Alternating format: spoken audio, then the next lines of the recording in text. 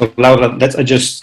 Let's go. Welcome to all of you. Ta-da! The last session. Let's make it good and let's make it meaningful. So we got to the very end of this, and we wanted to make sure that I am sharing my screen first, and that you're able to enjoy this last session where we want to share with you something of what has happened. So when we originally thought as a team to what is the objective of this event, why are we doing this?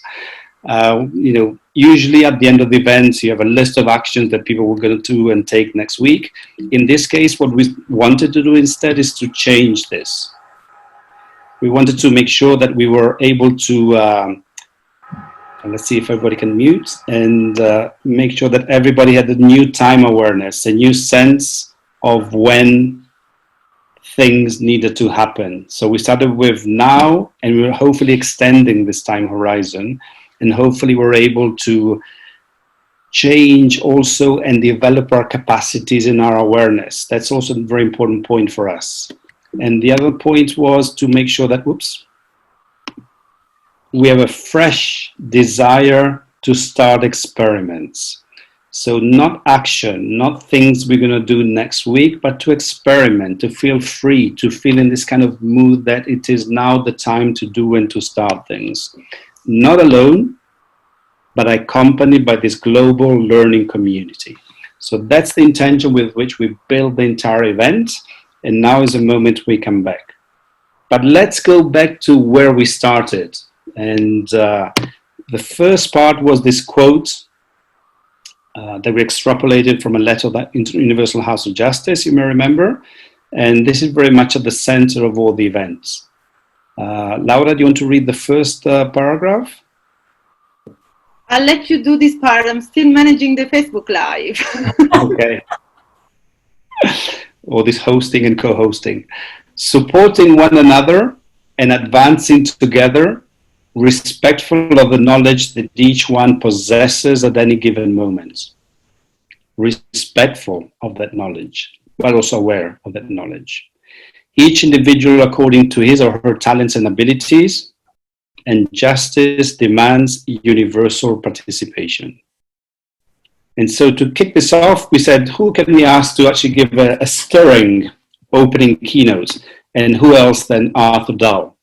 And we were just so incredibly fortunate to not only enjoy such an inspiring opening session, but also have these visual harvesters and how they actually brought home some really interesting key points. Laura, do you remember a couple of things that kind of struck you from this, from what Arthur introduced? Yes, well, clearly the unity is one of the key elements to look at when we think of success. But I also remember these questions he asked, like success for whom? And also the time frame, like short term or longer term, and that often short-term success means long-term failure. So these were elements that I really remember from Arthur's session. And from the oldest to? The youngest. Eva, darling, who is actually 15, we discovered she's going to turn 16 next week, who had an amazing keynote on how we can engage youth and the importance of intergenerational engagement and bridging the gap. So that was also very inspiring to have her part of this event. I must admit that I missed Layli's keynote, but everybody said it was like mind-blowing. Typical Layli, she has this kind of idea, and it's really the whole concept of justice. We say, how can we be successful at being just? Fancy that as a challenge for us in terms of success. And also Shane Tejarati, and he offered this again. Thank you so much to these visual harvesters who really made magic happen. You can see a few flags of some countries that he mentioned quite a lot. He's been involved very heavily also in the quiz we had last night. We learned that he's an advisor to the Wuhan mayor. So he's really in that kind of situation where he's really part of and understanding more better than others how this evolution of success on a global level has actually occurred. And I was taken by this, you probably see it in the photo there in the middle, ET. brought there. So he said, what if ET came back to Earth and looked at us now? What would he say about this global success? Is it working? Isn't it working? And that inspired a great interaction about what is and what isn't a good global form of success. And then meaningful conversations, because the best people were the participants. Laura, what did you attend? Which ones did you attend? Personal, organizational, or societal conversations? First personal and then societal. So those are the two ones I enjoyed participating in. What about you, Dan?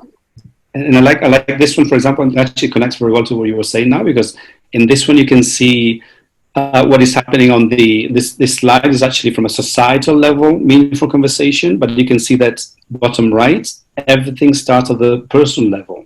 And the shift that has to occur on a personal level then brings about the societal change. And obviously, being part of the BBF, I was very much taken by the fact that the harvester, I think it's Wilhelmine, who actually wrote it, put the 7 core values of the BBF at the top as ways through which personal action can lead to this kind of shift. So what else happened? Oh, this was an intense event, wasn't it? Lots of things happening. What happened next? Saturday. How did we start Saturday? Rhythm, music, trying to participate online in a music session with participation with the Fu that led a wonderful, entertaining start of the day. And I was just so surprised at the people in the US waking up at 2 or 3 o'clock in the morning to be part of this session. So hopefully, I'm not sure what happened, but it was amazing to see really people from all continents taking part on this. I also remember the high fives, actually. That was also a highlight of that session. You have a new way of saying hi and to hug each other and to high five each other on Zoom now. Fantastic. Interactive keynotes, more inspiration. I mean, how much did we learn about success, about rethinking it? Arthur Dahl on his global governance rethink and really setting the scene and the key elements of what this global governance should look like and could look like. So opening the possibilities of that. Sean Hinton apparently went into revolution mode.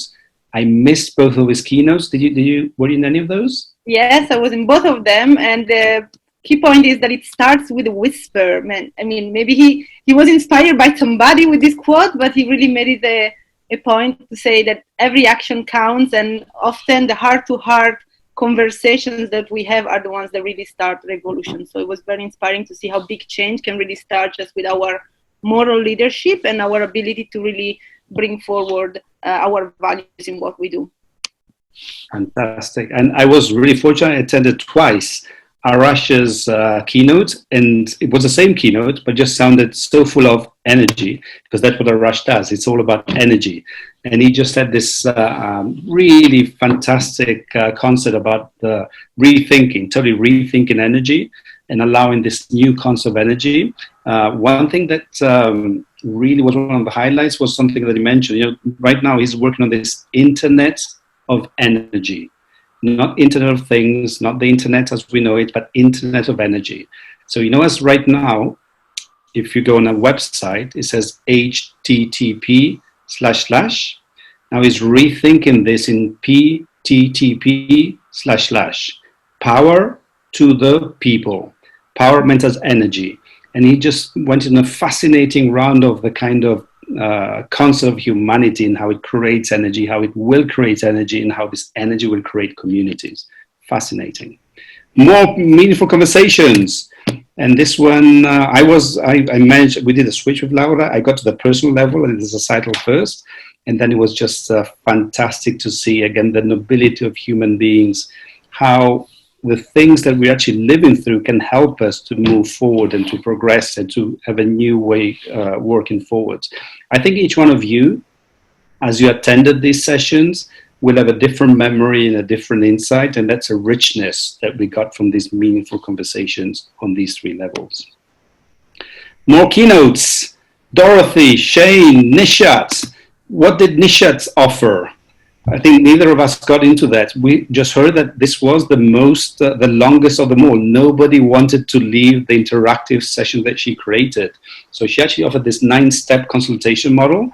And it was just so great that people kept coming and nobody went away. So it was the longest over the keynote session. So Nishat, thank you very much for bringing this forward. And how does one find the wisest choice? What a great question, and great that she gave answers to this fundamental question. But what next? What next? Dorothy.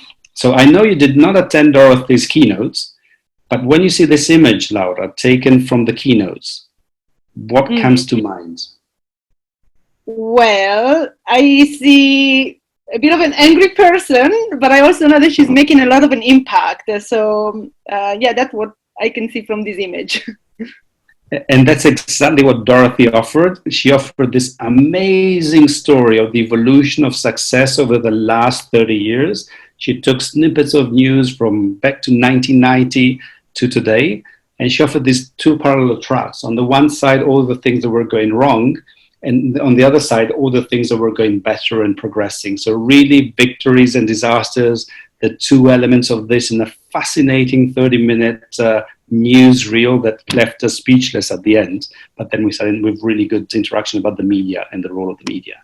And panel discussions, we had these people to ourselves, and discussions were the question, the interaction, just really fascinating. But did it stop in the whoops, where did it stop here, or did we send it out? I'm sure we sent it out, and it spread over and had ripples effects, also thanks to the social media and other channels that make it possible. And it would really be great if not just for promoting anything in general, but to really promote this new idea of success. Just use anything that you've learned, any ideas, any visuals, anything that you really resonated with you, using this hashtag so we can repeat it and replicate it to make sure that all the impact they've created here can go as widely as possible. That'd be wonderful to happen. What happened? Who won the maple syrup? We are not quite sure, but few people did. I mean, for sure, there was Jale that won. Perhaps also Martin and Emily won. But for sure, it was a lot of fun. And it was a great way to embed the learnings and really get to ask questions on what we learn, what we can still learn, get some insights from other keynote sessions that maybe we were not able to attend. So we had a fun activity every evening, thanks to James and the Jeopardy game. And then it was Zumba time. Whoa! That was also fun. That was the highlight, really, of the whole conference. Look at these faces, so much happiness. And this stays here. Nobody shares this. So this is a private example. Of, like any good business conference, it has to end with a Zumba. And it was Anila who inspired all of this. Anila also offers this kind of energy creating elements, but she's an amazing woman, and I hope that you can follow her in the group, because the things that she is doing for the advancement of women, for sustainable fashion, is just as important as this. And you may ask yourself, oh, I miss so much. Oh. Are they lost or do they have hope? Laura? I think they have hope. They do have hope. Look at here. This wonderful platform, Mighty Network, where you can find all the recordings, the links to the presentations, the harvesting documents, and even more than that, right, Daniel? That's right. So some presentations are not there yet, but we will let you know over the next couple of days as soon as we upload another one, so you can go back. You don't need to Netflix binge everything in one go. You can take your time and watch them and enjoy them over time. And this really is what to us is being part of this global learning community. This is what is being part of ebbf means. A number of you are members, some are not. We are very openly inviting you to join. Here's a link. So we'll put that also later and send it to you if you want to join and be part of ebbf. But we hope that you really enjoyed and lived and savored and used the ebbf spirit of accompaniment, which is there for you. So, Laura, how can we end this conference? Because you and I had a good chat and a good conversation, but maybe other people would like to do something with the ending of this event. We did say we do not want to... Sorry. No, go ahead. We do not want you to go out with a list of to-do. That's horrible. You already have enough to-dos and actions and all this weight of the responsibility, what has to be happening next week. Forget about that. We want to shift away from that and instead have a new time horizon. Forget tomorrow, forget next week, think of the rest of your life. Really extend the possibilities that you have beyond the immediacy and really make them wider. Really think through. Hopefully these days have given you a hint, but I'm sure it's a continued choice. The capacity and the new awareness that you've built and this desire for you to start experiments. You cannot go wrong. Just try it out. Just make things happen. Just see what could happen whenever. Doesn't really matter when you do it, but really in this experimental mode that goes forth. And this is where we invite you to the first breakout. And I think that now is your turn. Oh yeah, sorry. Is Mada? Yes. Fantastic. So in the last 3 days, we had a lot of thinking, a lot of talking, and we had visions and ideas. But next, how do we bring our thinking into reality? And the best way to do that, it's not to put too much pressure on us and to think in terms of experiment, like we did with ebbf. This is the first ebbf virtual conference, which was actually designed as an experiment. And this is why and how we made it, because we loved to play with this idea. We love to try things and to experiment.